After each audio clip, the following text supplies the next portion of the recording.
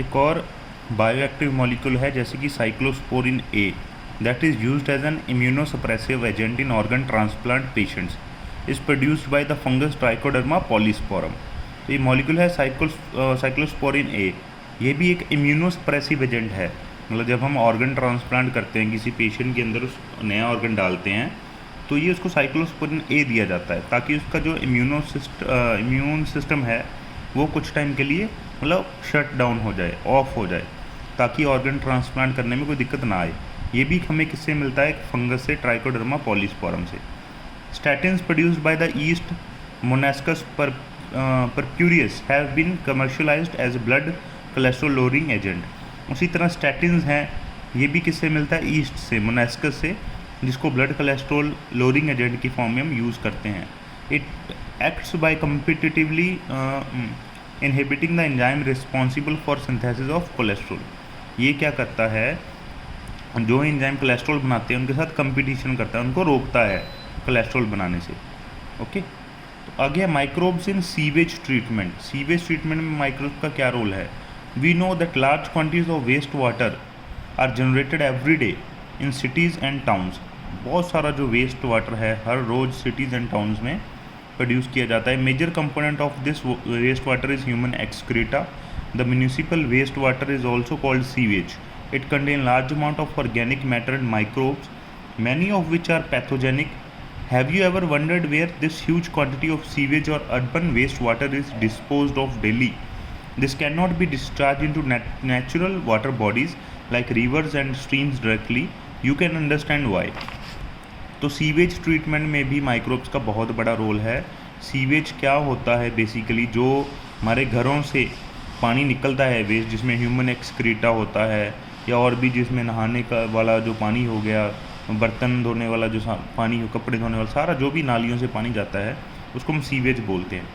तो सीवेज के अंदर बहुत सारा ऑर्गेनिक मैटर भी होता है, माइक्रोब्स भी होते हैं जो यूज़फुल होते हैं हमारे लिए। लेकिन बहुत सारे माइक्रोब्स पैथोजेनिक भी होते हैं, बीमारियां भी कॉज करते हैं। लेकिन हमें कौन से चाहिए? जो यूज़फुल है, हम उनकी बात करेंगे।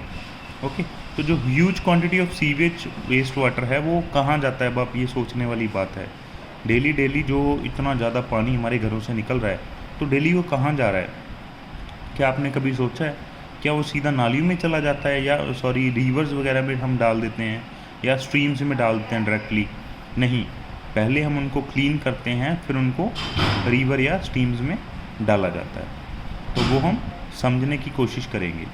Before disposal, hence sewage is treated in sewage treatment plant to make it less polluting.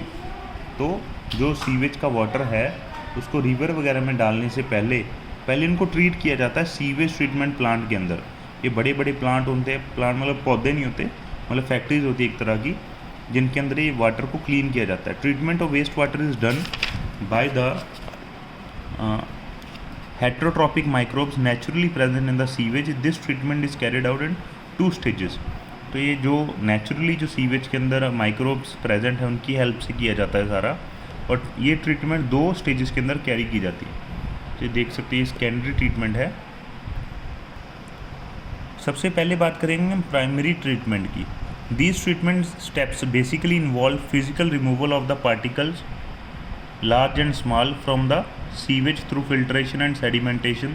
These are removed in stages. Initially floating debris is removed by sequential filtration.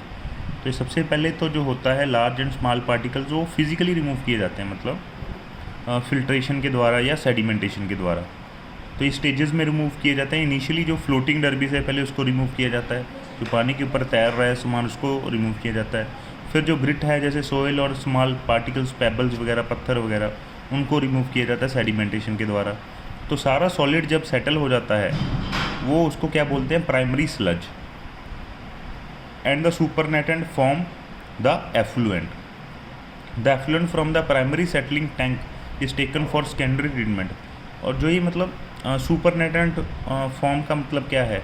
जो हमने यूज़ करना है, जो सामान का यूज़ करना है उसको हम बोलते हैं एफ्लुएंट। एफ्लुएंट को फिर हम एक और सेटलिंग टैंक में भेजते हैं सेकेंडरी ट्रीटमेंट के लिए। अब सेकेंडरी ट्रीटमेंट और biological treatment. The primary effluent is passed into large aeration tank where it is constantly agitated mechanically and air is pumped into it.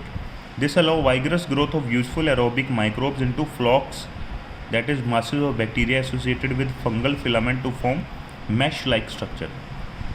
Candy treatment में हम क्या करते हैं, जो एफ्लुएंट है, जो ऑर्गेनिक मैटर है, उसको एक बड़े सारे टैंक में हम डाल देते हैं, एरेशन टैंक में। एरेशन टैंक का मतलब है जहाँ पे उसको एयर की सप्लाई मिलती है, उसके अंदर कंटिन्यूसली एयर पंप की जाती है, उसको मैकेनिकली एजिटेट हिलाया जाता है कॉन्स्टेंटली, लगातार वो मशीन के द्वारा हिलता रहता है।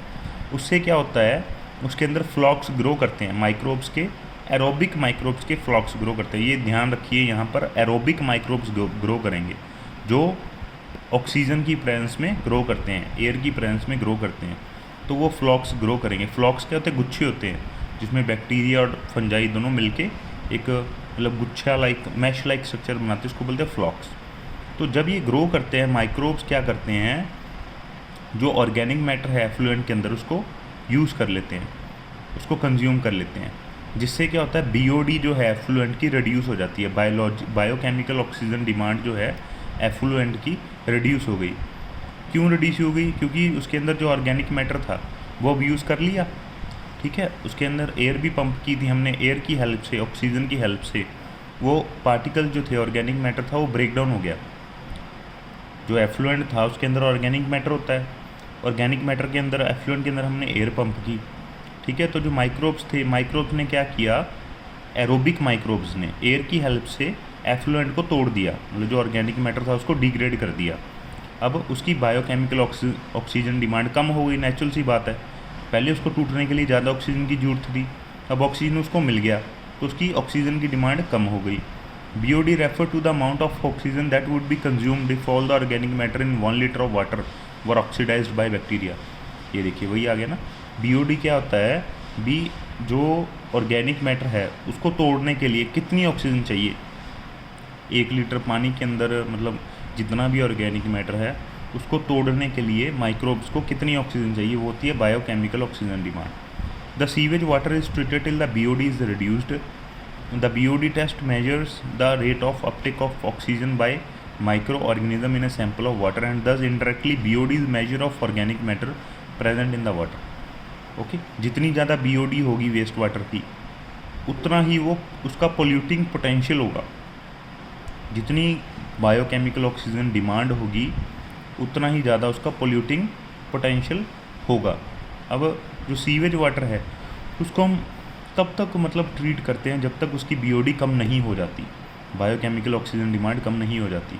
मतलब देखिए, अब आप बात को समझिए, इस बात को हमने जो एफ्लुएंट था, जो सीवेज वाटर है, मान लीजिए उसको सीधा हमने रिवर में डाल दिया, उसकी BOD है बहुत ज़्यादा, मतलब उसकी ऑक्सीजन डिमांड बहुत ज़्यादा है, तो बहुत ज़्यादा ऑक्सीजन जो है वो रिवर वाटर से कंज्यूम कर लेगा, जिस वजह से जो रिवर के अंदर ऑर्गेनिजम्स हैं उनको दिक्कत आएगी। समझे आप यहाँ से? तो ये है BOD, बायोकेमिकल ऑक्सीजन डिमांड। जितनी ज़्यादा BOD होगी वेस्ट वाटर की उतना ही ज़्यादा वो पोल्यूटिंग होगा। तो एक बार जब हमने BOD कम कर दी वाटर की, उसके बाद हम क्या करते हैं, एफ्लुएंट को फिर एक सेटलिंग टैंक में भेजते हैं जहाँ पर बैक्टीरियल फ्लॉक्स को हम ग्रो करवाते हैं। And this sedimentation is called activated sludge, इसको हम बोलते हैं एक्टिवेटेड स्लज। तो एक्टिवेटेड स्लज का कुछ पार्ट हम दोबारा निकाल के एरेशन टैंक में दोबारा मतलब भेज देते हैं एज ए इनोकुलम, जाग जैसे हम दही जमाते हैं, इनोकुलम की फॉर्म में भेज देते हैं ताकि वो दोबारा वहीं पे फ्लॉक्स ग्रो करती रहें, पहले वाले टैंक्स में दोबारा बढ़िया फ्लॉक्स ग्रो करें। तो जो बाकी मेजर पार्ट है स्लज का, उसको फिर अब एक लार्ज टैंक में भेजेंगे जो होगा एनारोबिक स्लज डाइजेस्टर। पहले एरोबिक था, अब कौन सा है, एनारोबिक। तो जो वेस्ट वाटर में जो एफ्लुएंट के अंदर कुछ भी यूज़फुल चीज़ बची है वो उसको भी हमने ख़त्म करना है, उसको भी हमने यूज़ करना है। तो यहाँ पे कुछ और तरह के बैक्टीरिया हैं जो हैं वो एनारोबिकली ग्रो करते हैं ऑक्सीजन की एब्सेंस में। ये पहले वाले बैक्टीरिया को डाइजेस्ट करते हैं, फंजाई को डाइजेस्ट करते हैं, और इस डाइजेशन के दौरान जो बैक्टीरिया है वो मिक्सचर ऑफ गैसेस बनाता है, जैसे कि methane, hydrogen sulphide, carbon dioxide, इनको हम बोलते हैं बायोगैस। ये जो गैसेस है बायोगैस की फॉर्म में प्रोड्यूस होती हैं और इनको as a source of energy हम यूज़ करते हैं क्योंकि ये इन्फ्लामेबल होती हैं। इनको मतलब फ्लेम की फॉर्म में, आग की फॉर्म में इनको यूज़ किया जा सकता है।